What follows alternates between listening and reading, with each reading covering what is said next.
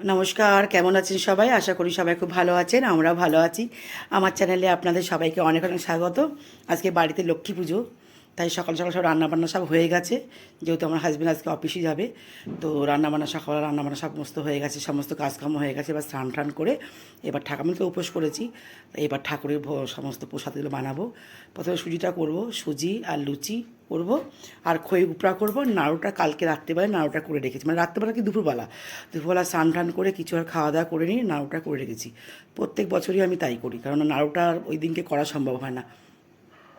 তো কালকেই আমি দুপুরবেলা স্নান টান করে ভাত কিছু খাইনি কালকে, নাড়ুটা করে রেখেছি। আর আজকে শুধু এই সুজিটা করব, আর হচ্ছে খই উপড়া করব, আর লুচি করব। তারপরে পুজো টুজো হয়ে গেলে তারপরে খিচুড়ি রান্না করব। তা আজ যেহেতু মাঘী পূর্ণিমাতে আমাদের তো পুজোটা হয়, প্রত্যেক বছরই মাঘী পূর্ণিমাতেই পুজোটা করি।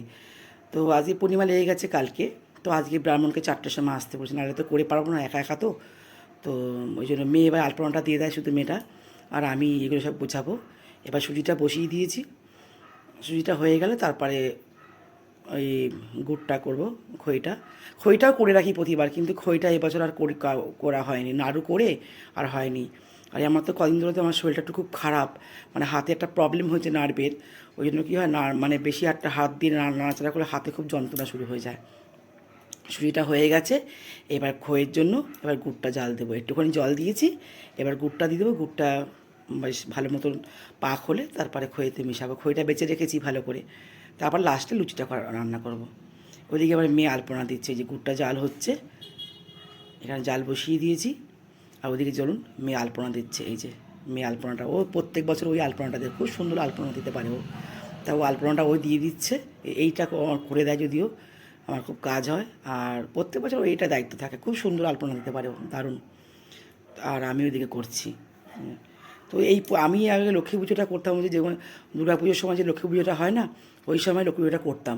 একবার কী হয়েছে জানেন তো, সেই লক্ষ্মী পুজোর দিনকে সব গুছিয়ে রেখেছি, আড়াইটার সময় ব্রাহ্মণ আসবে বললো, কিন্তু ব্রাহ্মণ আমাদের পাশের বাড়ি পুজো করলো, বললো একটু আসছি, তেলটা ভরে, সেই আর ব্রাহ্মণ আসেনি। এবার আমি সে রাত্রি 10টার সময় তারপরে একটা ব্রাহ্মণ ধরে পুজো করি, তারপর থেকে বলছি না, এই সময় পুজো করবো না, এই সময় পুজো করলে ব্রাহ্মণ পাওয়া খুব অসুবিধা, এবং কারোর বাড়িতে কেউ প্রসাদ খেতে যেতে পারে না। তারপর থেকে আমি মাঘী পূর্ণিমাতেই পুজোটা করি। এই গুড়টা পাক হয়ে গেছে, এবার খইয়ের মধ্যে, খইটা আগে বেঁচে রেখেছি, এবার গুড়টা ভালো সুন্দর পাক হয়ে যায়। আর গুড়ের কালারটা খুব সুন্দর, একটু মানে লালচে, মানে খুব কালো না, একটু লালচে লালচে মতনই। এই যে খইটা হয়ে গেলে, ময়দাটা আগের থেকে মেখে রেখেছি, এবার খইটা হয়ে গেলে তারপরে এবার লুচিটা ভাজবো, তারপরে পুজোর সব গোছাবো। এখন প্রায় মোটামুটি প্রায় 1:30 মতন বেজে গেছে, 4টের সময় ব্রাহ্মণ আসবে, তার আগে সব গুছিয়ে রাখতে হবে, নাহলে আর ব্রাহ্মণকে পাওয়া যাবে না। আর এই ব্রাহ্মণকে আমি তারপর থেকে আমি এই ব্রাহ্মণকে ধরেছি, এই ব্রাহ্মণ আমার ঠিক টাইম মতন পুজো করতে চলে আসে। ওই জন্য কী করেছি আমি, ওই জন্য সেই ওই দুর্গা পুজোর পরে লক্ষ্মী পুজোটা আমি করি না, আমার যা করে এই সময়টা, কিন্তু আমি এই সময়টা করেছি। আর অ্যাকচুয়ালি কী বলুন তো, আমার শাশুড়ি কিন্তু কোনো লক্ষ্মী পুজো করেনি, কী একটা ঘটনা ঘটেছিল। তো আমার শাশুড়ি লক্ষ্মী পুজোটা করতো না, কিন্তু আমাদেরকে করতে বলেছে। তো আমার যা করে এই কোজাগরি লক্ষ্মী পুজোতে করে আমার যা, আর আমি করি এই মাঘী পূর্ণিমাতে করি। এবার অনেকে সবাই বাড়িতে আসতেও পারে পুজোতে, আর ওই সময় কী হয়, কেউ কারো বাড়ি আসতে পারে না, সবার বাড়িতে পুজো হয়। ওই জন্য ওই সময় আমি কী করি, প্রত্যেকের বাড়িতে যাই, আর এই সময় প্রত্যেকে আমার বাড়িতে আসে। তা এবার কী হয়, শরীরটা তো খুবই খারাপ, কালকে নাড়ু করে হাতের অবস্থা খুব খারাপ, আর নারকেলের কি দাম, আর নারকেল পাওয়াই যাচ্ছে না, একদম ছোটো ছোটো নারকেল, তাই 50 টাকা পিস, তাই কালকে 4টা নারকেল নাড়ু অনেক কষ্টে করে রেখেছি, মানে নারকেল কুড়িয়েছি, তারপরে নারকেল মানে এই পাকাতে পাকাতে হাতের অবস্থা খুব খারাপ, নাড়তে নাড়তে। তার এবার স্বাভাবিক লক্ষ্মী পুজোতে একটু নাড়ু নাড়লে ভালোও লাগে না, আর নাড়ু কিনতে পাওয়া যায়, ঠিক আমার না, ঠিক একটা পোষায় না যে নিজে হাতে করে দেবো ঠাকুরকে, সেটাই তো ভালো লাগে না। আর আমি এমনি ভোগ টোগ কিছু করি না, আমি ওই লুচি সুজি এসবই নাড়ু ফাড়ু ফল টল দিই, এগুলো দিই। এই যে সমস্ত আলপনা সব দেওয়া কমপ্লিট হয়ে গেছে, খুব সুন্দর করে দিয়েছে, এই যে এখানটা দিয়েছে দরজায়, এই যে খুব সুন্দর, দেখে দেখে দারুণ করে, ওটা হাতের আঁকা খুব সুন্দর। এবার আর বেশি একটা মানে বেশি জাবড়া দিতে হবে না, অল্পের মধ্যে দিয়ে, এই যে এই যে পাগুলো কি সুন্দর রেখেছে, এইটা হচ্ছে এক দরজা, আর ওই সিংহাসনের সামনে এই যে এটা করেছে, ঠিক আছে। আমার সব লুচি সব সুজি সব কিছু হয়ে গেছে, খইটই। এবার আমি সব পুজোর গোছাবো, এবার আস্তে আস্তে গোছাতে গোছাতে অনেক সময় লেগে যাবে। সিংহাসনটা সমস্ত ঠাকুরের স্নান টান সব করিয়েছি, সিংহাসনটা সাজিয়েছি, ঠাকুরটা বসিয়ে দিয়েছি। আমাদের মাটির ঠাকুর আনি, কারণ না আমি মূর্তি, আমার ছেলেরা পছন্দ করে না ওই যে পাথরের মূর্তি বা পেতলের মূর্তি। ওরা হচ্ছে ঠাকুর হবে, মাটির ঠাকুর হবে, প্রতি বছর বছর ঠাকুরটা পাল্টানো হবে, বেশ ভালো লাগে। আগে তো যখন আমাদের আর যে ঘরটা, আর একটা ঘর ছিল আমাদের, সেই ঘরটা আমাদের খাট ছিল না, ওখানে আমার ঠাকুর ঘর ছিল। ওপরে কিন্তু সিংহাসনের পাশে একটা বড় লক্ষ্মী ঠাকুর আনতাম, সিংহাসনে রাখতে পারতাম না। তারপরে আবার যখন এই সিংহাসনটা নিয়ে এসেছি নতুন করে, তখন আবার ওই ছোটো ছোটো ঠাকুরই নিয়ে আসে, না তো সিংহাসন ধরবে না, জায়গাও নেই ঘরে, আবার গুরুদেব আছে আমার, ওই জন্য ছোটো ছোটো ঠাকুরই নিয়ে আসি। তা প্রত্যেক বছর ঠাকুর নিয়ে আসি হচ্ছে বেশ চুল টুল থাকে, বেশ শাড়ি ঠাড়ি বেশ সুন্দর। এবছর পুরো মানে সাজের ঠাকুর নিয়ে এসেছি।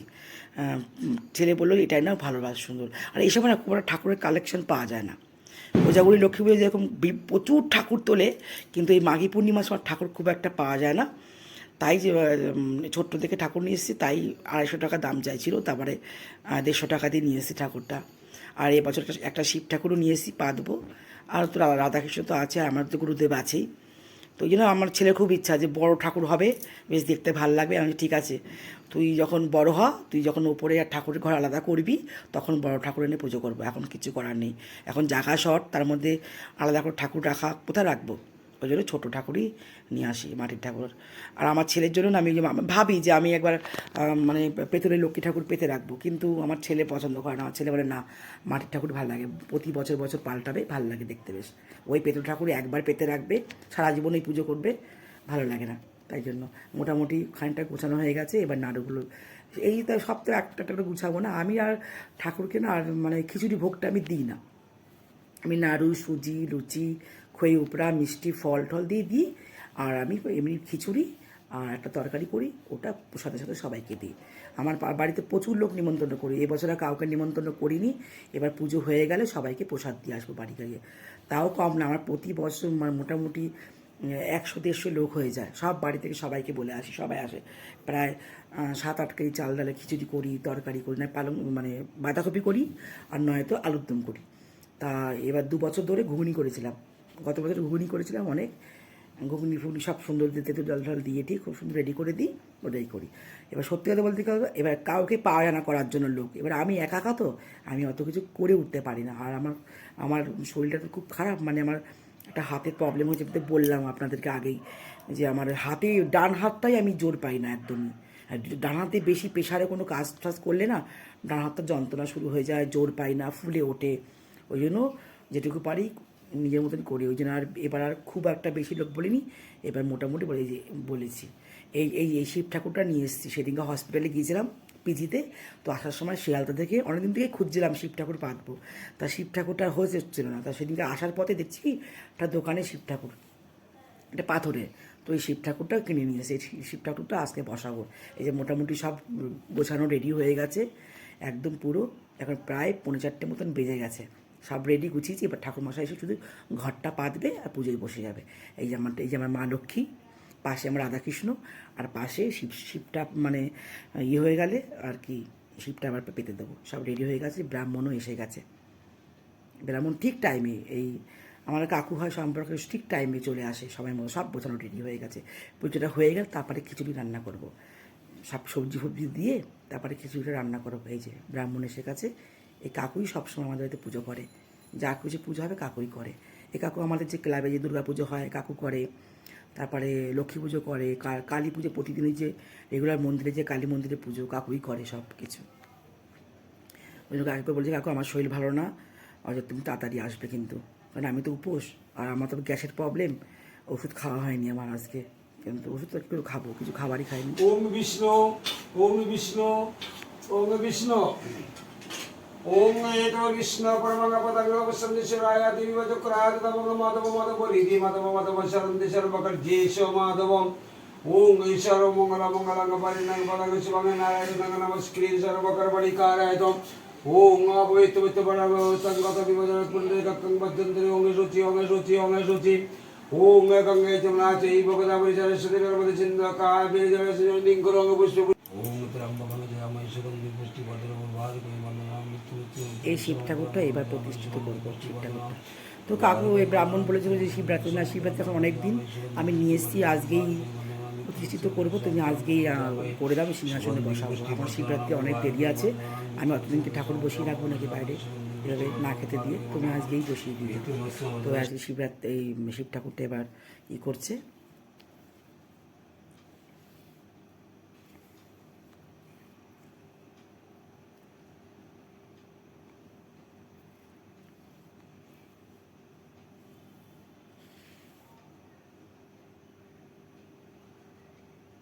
খুব সুন্দর পুজো করে, খুব সুন্দর মন দিয়ে পুজো করে উনি। আমাদের প্রত্যেক বছরে আমাদের দুর্গা পুজো করে। আবার আমাদের যে কালী মন্দির আছে, কালী মন্দিরও আমাদের প্রত্যেক দিনে পুজো করে, কালী পুজো করে, আবার লক্ষ্মী পুজো করে। আমাদের ক্লাবের যেটা আর কি, পাশে আমাদের মন্দির আছে কালী মন্দির। আমার বান্ধবীটা আসে প্রত্যেক বছর, ওর বাড়িতে ও আসতে পারে। ওর আবার কী হয়েছে, ওর হাজব্যান্ডের শরীরটা খারাপ, তারপরে ওদের বাড়িতে ওর দিদির মেয়ের বিয়ে লেগেছে, ও আবার সেখানে একটু যাতায়াত করতে হচ্ছে, তো ওর জন্য এবার ঠাকুরের চক্ষুদান হচ্ছে, তো ও আর এবার আসতে পারেনি।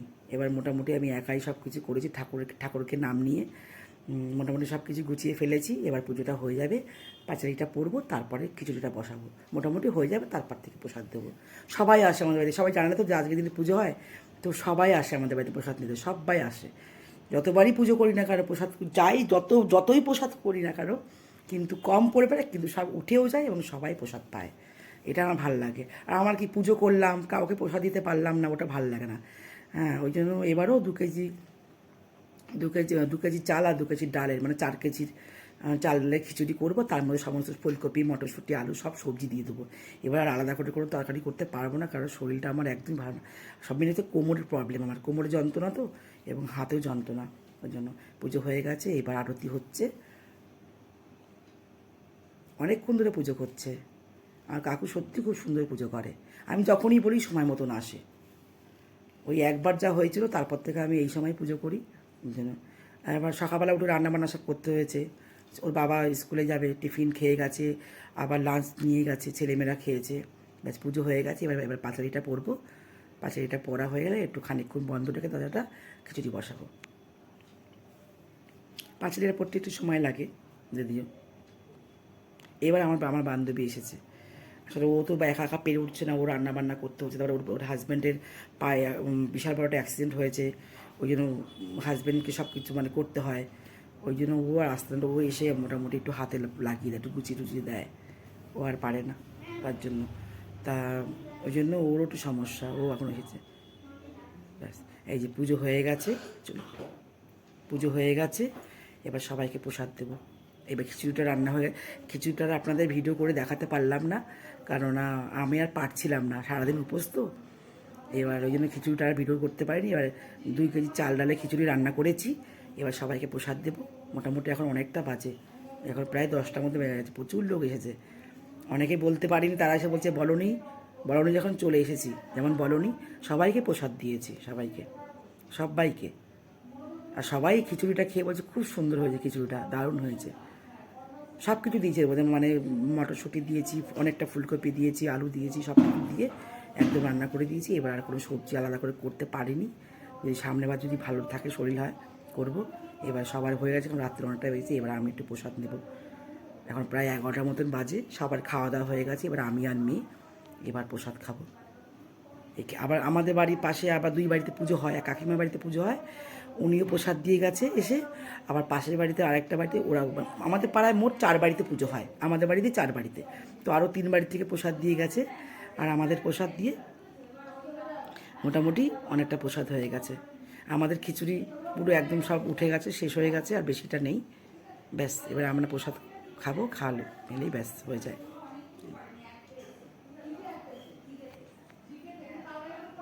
4 বাড়িতেই পুজো হয়।